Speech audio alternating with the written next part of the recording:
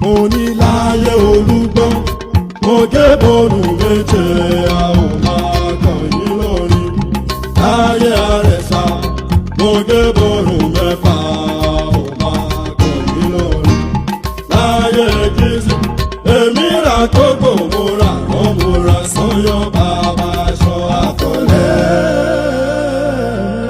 àtọ̀lẹ́. ẹ ti gbọ́ nípa Olúgbọ́n bẹ́ẹ̀ dẹ̀ ni Àrẹ̀sà Oníkòyí nǹkan kò gbẹ̀yìn ọ̀pọ̀ tilẹ̀ rò yí pé àwọn ìlú yìí ti parun ni believing they have gone into extinction. Trust me, these great Yoruba domains remain. Olúgbọ́n ń bẹ lórílẹ̀ Igbọ́n, àwọn Àrẹ̀sà wà ní Ìrẹsà, Oníkòyí sì ń bẹ ní Ìkòyí. Although contemporary history might have shifted from their side, leaving them out of modern publicity.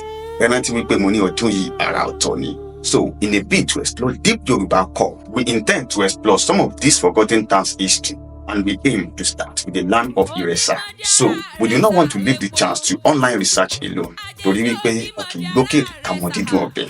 And so, we journey down to the land of Iresa, exploring both Iresa Adu and Iresa Apa. We met different personalities that we interviewed, and we will bring to you first the story of Iresa Pupa, followed by Iresa Adu in a week. Báwo lẹ ṣe lè ràn wá lọ́wọ́?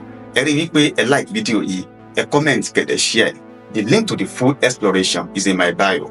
Kindly check it out. Ire o. Ọmọ Badu àti dúdú o àti pupa ọ̀kan ṣáà ní Ìrẹsà o. Ọmọ Badu òdìmọ̀dì ará Ìrẹsà wépo àjèjì òdìmọ̀dì ará Ìrẹsà Àrẹ̀sà dúdú lẹ̀gbọ́n pupa làbúrò.